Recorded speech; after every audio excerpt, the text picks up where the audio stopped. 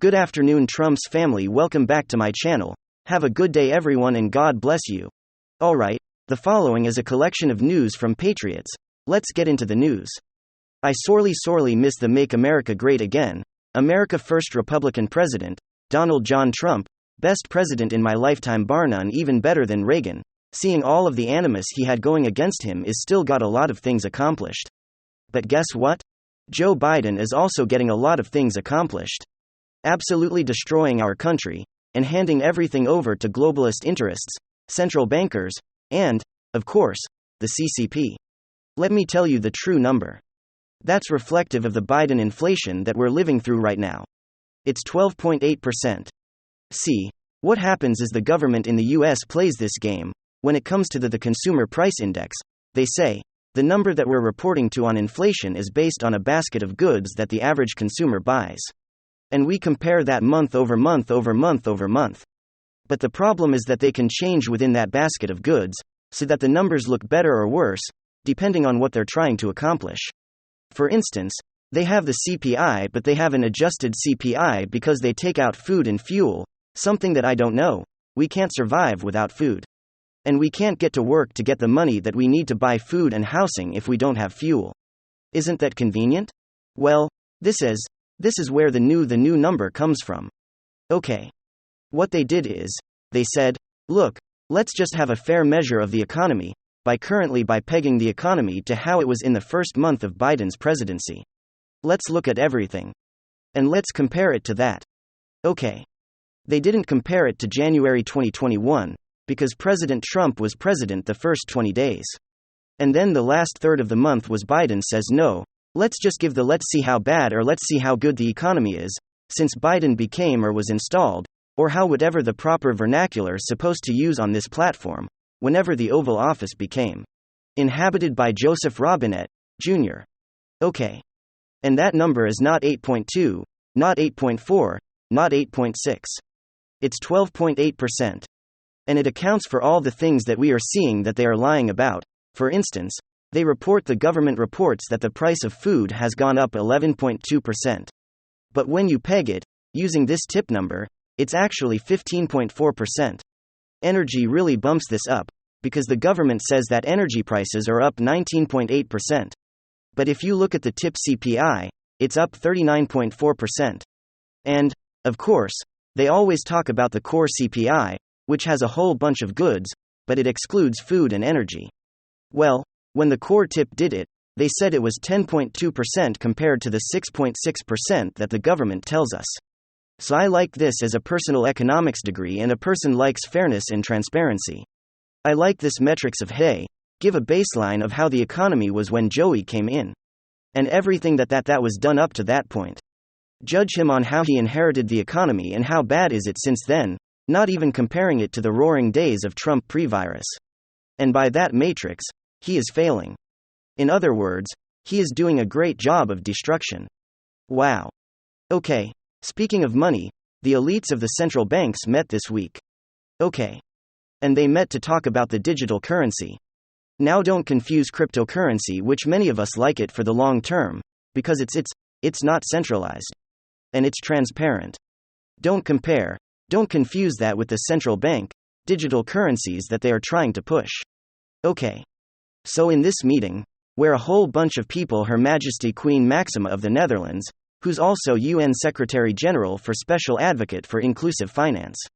We had the Managing Director of the IMF, the International Monetary Fund, Kristalina Georgieva. So that's a pretty big deal. And others in banking. All I want you to hear is this. This is what they're trying to do, the type of power they're trying to give to the central banks. And then, there's going to be a huge paradigm shift in American politics within a couple of weeks. November 8th, you will have the House of Representatives go Trump Republican, but you will also have the Senate go Trump Republican also.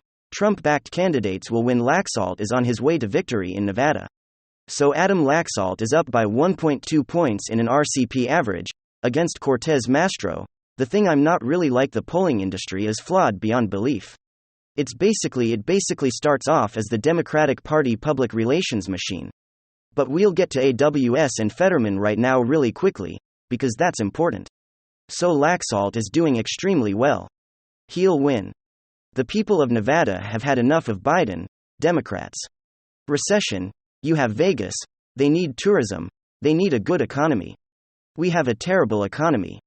They need people spending money, enjoying themselves. We now have inflation at 8 to 9%. Inflation is far greater for food, and shelter, and energy, oil and gas, huge components of inflation. Biden wants to, and Democrats want to decarbonize the planet, and decarbonize the country. Well, that comes with a cost. It's called inflation and high gas prices. That's why they're flooding 200 million barrels of strategic petroleum reserves. Democrats and mashed potato brains, Joe. But hear us, Fetterman, who had a huge lead over us. Okay, a huge lead. He was up by 11 not long ago. He's now tied in the latest poll. It shows Fetterman up 2.4. But just like it shows Kelly up by like 1 or so against Blake Masters, Kari Lake, Adam Laxalt, Mehmet Oz, they're going to win. Herschel Walker, I believe, will win. He'll have a tougher time with Warnock. It'll probably go to that runoff that they have. Wonderful, fantastic, amazing democracy.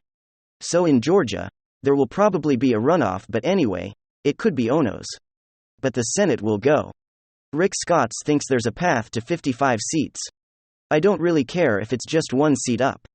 You have House Judiciary? You have Jim Jordan, you have James Collum or House Oversight Committee. And you have the Committees on Foreign Relations, Senate Intel, House Intel. All of these committees will be run by Trump Republicans or Republicans who like Trump, who are fine with Trump, not never Trump heirs. You had Richard Burr and his Senate Intel Committee investigating a Republican president, and then Democrats wondered why they lost Georgia and Arizona. I mean, the Mitch McConnell did this to himself. And you had Republicans do this to themselves, and they realize, they think, after the Republican Party in Georgia and Pennsylvania, or I should say Georgia and Arizona, realize there's no benefit. There's no benefit to opposing Trump, or condemning his rhetoric and all this nonsense. When Democrats say even more egregious and offensive things, they get away with it all the time, because they have the New York Times and the Washington Post. What Biden said to Charlemagne, the God, was infinitely more prejudicial and horrible than anything Trump has ever said. You can just draw a T-chart and look at all the things Biden has said, and but they get away with it, and they actually don't. Ignorance is bliss. Most Democrats don't know the corruption or the offensive statements made by their own politicians. But Fetterman hasn't many issues. Okay, we have mashed potato brains as president, and you can have a similar, God forbid, issue. Let's just put it this way. Let's be diplomatic. Fetterman has potentially issues with understanding things. Now, that's obviously more complicated than the statement, but I want to be as diplomatic and civil as possible. He's not the sharpest tool in the shed, and he might be one fry short of a happy meal. If you vote for Fetterman in Pennsylvania, then you're okay with the crime. You're okay with an economy that's in recession. You're all right with Democrats who will enter in a heartbeat, shut down economic activity if an expert tells them to do so. I mean, these people are like, you have to understand something. If you vote Democrat in Pennsylvania, Georgia, Arizona, Nevada, you're saying you're okay with the recession. You're okay with inflation, because a big part of we didn't have 8 to 9% inflation when Biden took off office. Okay, we didn't have that. And a huge part of the Pennsylvania economy is energy. They want to do away with fossil fuels. That means you're voting against your interest if you're in Pennsylvania, and you're voting Democrat, but anyway, that's another story. That's another story. AWS might not be the perfect candidate, but he's infinitely better than Fetterman. Okay, Blake Masters is a lot better than Kelly. Herschel Walker is a lot better than Warnock. And the reason is, because you want to ensure, like when Biden and Democrats, that we passed so many bills, the Inflation Reduction Act led to an increase in inflation. Poverty is at close to 15%. According to the Columbia University. Okay, so poverty is at close to 15%. It was at 10.5% under Trump in 2019. Key Democrats are presiding over greater poverty and more instability on the planet. We are facing a nuclear confrontation in Europe. Okay. And possible annihilation? Yeah, I mean, they're obsessed over climate change. But you can have that within a day, like a complete You can have a real change in the climate with ICBMs, God forbid above. So it's like a huge problem that media is downplaying, and they say Trump downplays what's important to us. Media is downplaying the end of the planet, because Trump isn't tweeting, and we have to just prevent Trump from tweeting. That's their obsession. But crime is rampant. In Philadelphia, New York, every major Democratic-run city, crime is rampant. You have things taking place. These atrocities taking place daily, and Democrats don't even bat an eye. And you don't want a recession, a breakdown in society. Real wages down 8.5%, according to Dallas Fed, as interest rates go up, because the Biden's administration and his wonderful Fed chairman, didn't think that inflation was an issue 2 years ago, our last year in 2021. So, Fetterman has lost his lead, primarily because the economy is tanking. But also he's not a very good candidate at all. I'm being nice here. I'm being nice here. He's dealing with similar issues to mashed potato brains. Joe, you have to be able to you don't necessarily have to be eloquent. But you have to be able to communicate with when Democrats and media go after Herschel Walker, they do so in a very bigoted manner, but it's this veiled bigotry. That passes the liberal sensibility test. So when they go after Herschel Walker, they're not going there.